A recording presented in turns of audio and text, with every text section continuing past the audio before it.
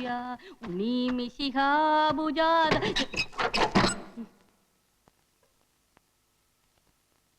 എന്റെ മകളെ ഇത് ഞാനാ, നിന്റെ അപ്പൻ ഇറുക്കിപ്പര വർക്കി കണ്ണുറക്ക്.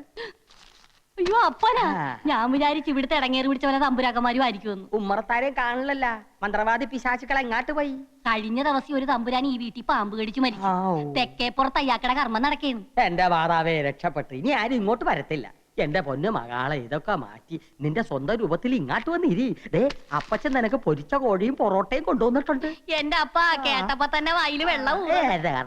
ഞാൻ ഇപ്പൊ തന്നെ ഇതൊക്കെ വലിച്ചു പറിച്ച് കളഞ്ഞിട്ട് വന്ന് കടിച്ചു പറിച്ച് തിന്നോളാം അപ്പാ. ഈ കുടുംബത്തിലെ ഒരു അംഗത്തെ പോലെ ആയിരുന്നു പണിക്കര്. അയാൾക്ക് ഇങ്ങനെ ഒരു ദുർമരണം വന്നല്ലോ ഭഗവതി. എന്റെ ഓർമ്മയിൽ ഇന്ന് വരെ നമ്മുടെ കാവിലെ സർപ്പങ്ങൾ ആരെയും ഉപദ്രവിച്ചിട്ടില്ല. എന്നാലും പണിക്കരെ പോലെ ഇത്രയും ഭക്തനായിട്ടുള്ള ഒരാൾക്ക് ഇങ്ങനെ ഒരു അനുഭവം വന്നല്ലോ എന്ന് ഓർക്കുമ്പോഴാണ്.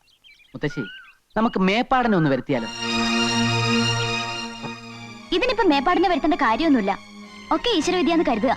പണിക്കര് പാപകർമ്മമൊന്നും ചെയ്തിട്ടില്ലെന്ന് ഏട്ടൻ പറയാൻ പറ്റുമോ? മായമോള് പറഞ്ഞാലും കാര്യമുണ്ട്. പണ്ട് മുത്തച്ഛനുള്ള കാലത്ത് ഗംഗ എന്ന ദാസിപ്പെണ്ണിന് പച്ചജീവനോട് കൊല്ലാൻ തീ കൊളുത്തിയത് പണിക്കരമാവനാണെന്നാ പറയുന്നത്. ഈ ദുർമരണത്തെ പറ്റി നമുക്ക് നമ്മുടെ സ്വാമിയോടും ചോദിച്ചാലോ? അത് ശരിയാ. കാര്യങ്ങൾ ഗ്രഹിക്കുന്നതിൽ മേപ്പാടിനേക്കാളും കഴിവ് സ്വാമിക്കായിരിക്കും. താപസിയല്ലേ അല്ലേ കൃഷ്ണ? അതെ, പക്ഷെ ഇപ്പൊ അങ്ങോട്ട് പോണ്ട. അദ്ദേഹം ശീർഷാസനത്തിൽ അല്ല ധ്യാനത്തിലായിരിക്കും. ശല്യപ്പെടുത്തണ്ട. അദ്ദേഹത്തിന് ഒരു ശല്യാവൂല്ല. പുണ്യാത്മാക്കളെ പറ്റി നിനക്കെന്തറിയാം? സ്വാമിയുടെ ജ്ഞാനദൃഷ്ടിയിൽ ചിലപ്പോ പണിക്കരുടെ ആത്മാവിനെ കുറിച്ച് വല്ലതും തെളിഞ്ഞാലോ? സാവിത്രി കൂടെ വാ, നമുക്കൊന്ന് ചോദിക്കാം. മുത്തശ്ശി, അങ്ങനെയാണെങ്കിൽ ഞാൻ കൂടെ വരാം. അദ്ദേഹത്തിന്റെ ഭാഷ നിങ്ങൾക്ക് മനസ്സിലാവില്ലല്ലോ. ജയ് ഹനുമാൻ.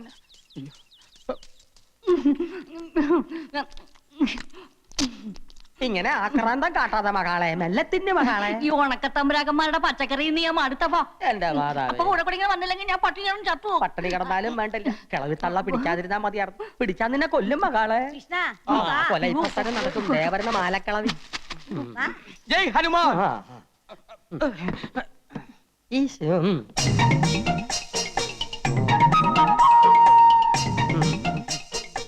അല്ല, ഇതാ കോങ്ങാണ്ടൂർ പോലത്തെ തമ്പുരാനല്ലേ? അതെ. ഇതേതാ ഈ പെൺകുട്ടി? ഓർക്കണം, എന്റെ മകളാ, മാപ്പാക്കണം. ഇവരെ ഈ മകളെയും കൂട്ടി സ്വാമിയെ കാണാൻ വരുമെന്ന് കഴിഞ്ഞ പ്രാവശ്യം വന്നപ്പോഴേ തമ്പുരാൻ എന്നോട് പറഞ്ഞിരുന്നു അല്ലേ? അതിന് മാപ്പാക്കാൻ എന്തിരിക്കുന്നു? സ്വാമികളെ വന്ന് കണ്ട് അനുഗ്രഹം മേടിക്കുന്നത് നല്ലതല്ലേ? അതെ അതെ, ഇപ്പൊ മനസ്സിലായി കേട്ടാ. സ്വാമികൾ എന്തേ അകത്ത് പ്രാർത്ഥനയിലാണോ? മുത്തശ്ശി ഇവിടെ നിന്ന് ഞാൻ പോയി നോക്കിട്ട് വരാം. പെണ്ണുങ്ങള് പൂജാമുറിക്കകത്ത് ചേർന്ന് സ്വാമിക്ക് ഇഷ്ടമുള്ള കാര്യമല്ല. മകളുടെ പേരെന്താ?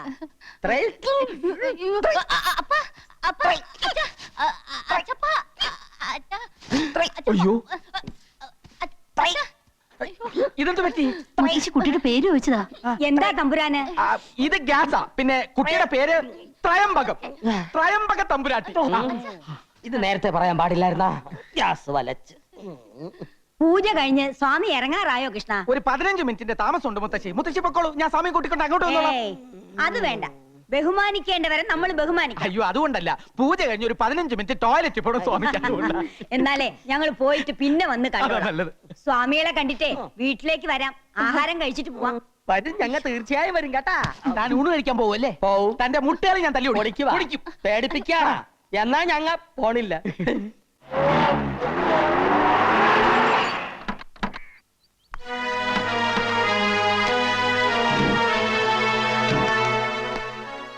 ഇതാ ഞാൻ പറഞ്ഞ കോവിലകം.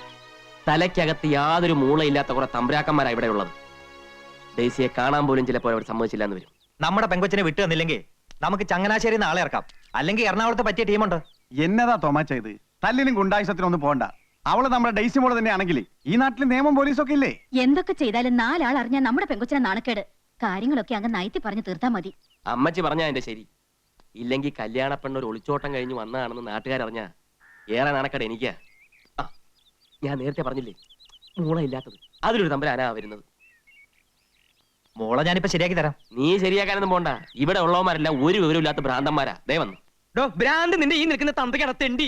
ഞാനിവന്റെ തന്തയല്ല. എന്നാ നിന്റെ തന്തക്കടത്തേണ്ടി. എന്താ? ഭ്രാന്ത് ആശുപത്രിയിൽ നിന്ന് ഒളിച്ചോടി വന്നിട്ട് നാട്ടിലുള്ള മാന്യമാരെ മുഴുവൻ ഭ്രാന്താന്ന് വിളിച്ച് അധിക്ഷേപിക്കേ.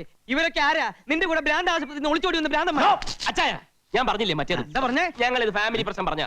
താൻ ഒരു കാര്യം മനസ്സിലാക്കി. ഒരാൾ എന്തെങ്കിലും ഒന്ന് പറഞ്ഞാ അത് സത്യമാണോ കള്ളമാണോ എന്ന് അന്വേഷിക്കാനുള്ള സാമാന്യ ഭ്രാന്തെങ്കിലും വേണം.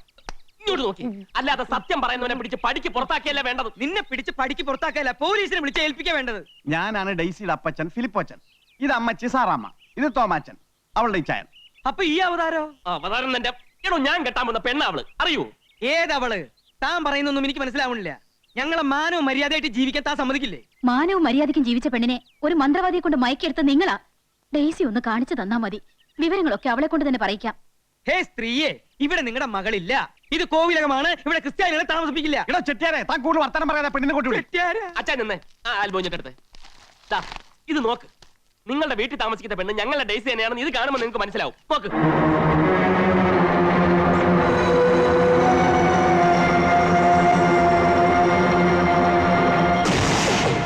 ഇപ്പൊ മനസ്സിലായോ ആർക്കാ ഭ്രാന്തം?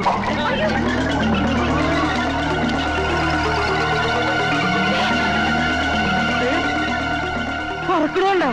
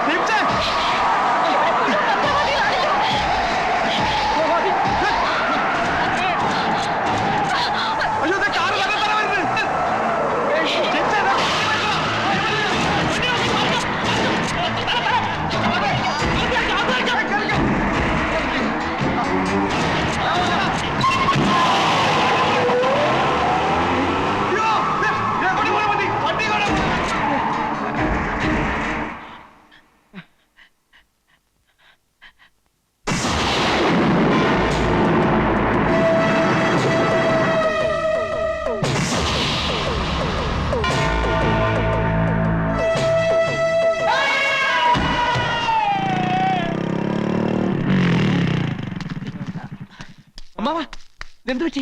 അമ്മാവാ, പിടിച്ചേ. ഇവിടെ ഉള്ളവരൊക്കെ എവിടെ പോയി? അമ്മാവാ,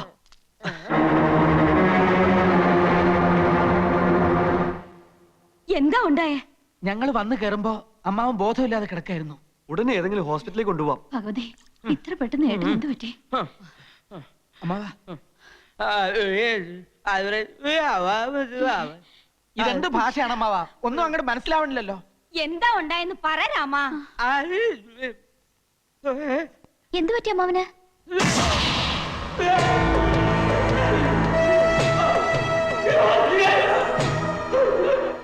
എന്താ?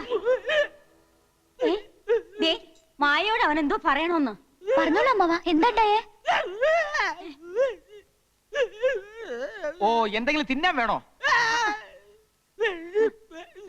വെറ്റില മുറുക്കണോ?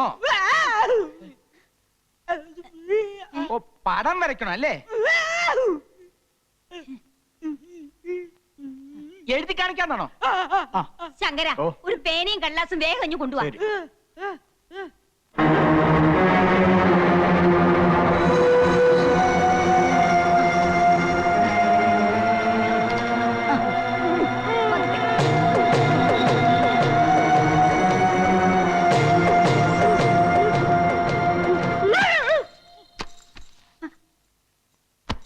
അയ്യോ, എന്റെ ഭഗവതി, കൈ തളർന്നുപോയല്ലോ.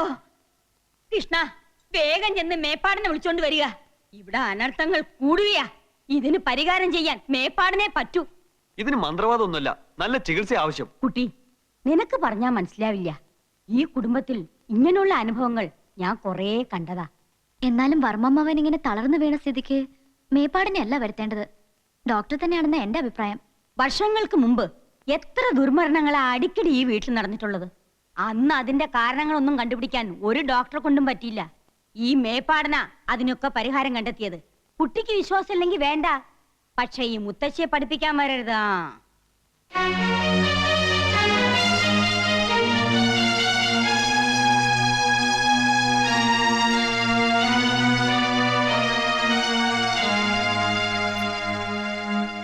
അസുഖം വന്ന ഡോക്ടർമാരെ വിളിക്കേണ്ടത്, അല്ലാണ്ട് മന്ത്രവാദിയല്ല. ഉണ്ണി ഇതിനൊക്കെ സമ്മതം കൊടുക്കണ്ടല്ലോ. മുത്തശ്ശിയോട് തർക്കിക്കാന്നല്ലാതെ അതുകൊണ്ട് വല്ല പ്രയോജനമുണ്ടോ? BP കൂടി വീണതായിരിക്കണേ വഴിയുള്ളൂ. എന്ത് ചെയ്യാം? കോലോത്ത ഫാമിലി ഡോക്ടർ മേപ്പാടനാ. അയാള് വന്ന് പോട്ടെ, പിന്നെ നമുക്ക് എന്തെങ്കിലും വഴി ആലോചിക്കാം. അപ്പോ മേപ്പാടിനെ കൊണ്ടുവരാൻ തീരുമാനിച്ചോ? ഉവ്വ്, കൊണ്ടുവരാൻ കേശവൻ പോയി കഴിഞ്ഞു. മായ എന്താ ആകെ മൂടോട്ടായിരിക്കുന്നത്? ഏയ് ഒന്നുമില്ല, ഇവിടെ വല്ലാണ്ട് ബോറടിക്കണോ. നമുക്കൊന്ന് ഔട്ടിങ്ങിന് പോയാലോ? അതെന്താ, വേഗം റെഡി ആയിക്കോളൂ, നമുക്കൊന്ന് കറങ്ങിട്ട് വരാം. ഉം.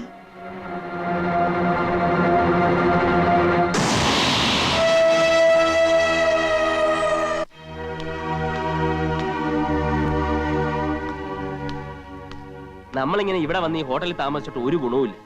കാര്യങ്ങൾ കുഴയുന്ന ലക്ഷണമാണ്. അവിടെ എന്തോ അമാനുഷിക ശക്തി ഉണ്ടെന്നുള്ള കാര്യത്തിൽ എനിക്ക് ഒരു സംശയമില്ല. ഈ ശക്തി കാരണം നിനക്കങ്ങനെ തോന്നിയായിരിക്കുമോ ജെയിംസേ? അവിടെ കണ്ട നമ്മുടെ ഡെയ്സി മോളെ തന്നെയാണോ? അച്ഛൻ ഒരുമാതിരി ചൊറിയുന്ന വർത്താനം പറയരുത്. ഞാൻ അത്ര കൊച്ചുകുട്ടിയാണോ? എന്റെ കണ്ണിന് ഞാൻ നേരിട്ട് കണ്ടതല്ലേ ഡെയ്സിയെ. ഇനി പബ്ലിസിറ്റി ആവുമോ എന്ന് ഭയന്നിട്ടൊന്നും കാര്യമില്ല. നമുക്ക് പ്രശ്നം നിയമപരമായിട്ട് കൈകാര്യം ചെയ്താലോ? ഇനി ആ വഴിക്ക് തന്നെ അങ്ങ് ചിന്തിക്കുന്നതായിരിക്കും നല്ലത്. നമുക്ക് പോലീസിൽ അറിയിക്കാം. അമാനുഷിക ശക്തി എന്നൊക്കെ പറഞ്ഞാൽ പോലീസ് എന്നാൽ ഇതൊക്കെ തന്നെയല്ലേ സ്ഥിതി. പിന്നെ ഇതുപോലെ പത്രവാർത്തകനുമായാൽ ഇങ്ങനെ അങ്ങ് പേടിച്ചാലോ? നിനക്കിത് പറഞ്ഞ മനസ്സിലായില്ല.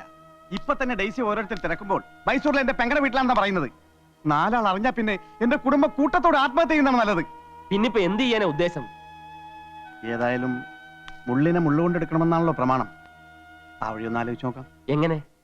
കടമറ്റത്ത് കത്തനാരച്ചന്റെ പരമ്പരയിൽപ്പെട്ട ഒരു ഫാദറുണ്ട്. എത്ര കൊടിയ ബാധയും കുരിശേൽ നിർത്തുമെന്നാ കേട്ടത്. ചെകുത്താന്മാരെ ഒഴിപ്പിക്കുന്നത് കൊണ്ട് അദ്ദേഹത്തെ അറിയപ്പെടുന്നതിന് ചെകുത്താനച്ചൻ എന്ന പേരില്ല. അത്ര വലിയ മന്ത്രവാദിയാ അദ്ദേഹം. മന്ത്രവാദി മാത്രമല്ല, ലോക പ്രശസ്തനായ സൈക്കാട്രിസ്റ്റ് കൂടിയാ. എങ്കിൽ നമുക്ക് എത്രയും പെട്ടെന്ന് ആ ചെകുത്താനച്ചനെ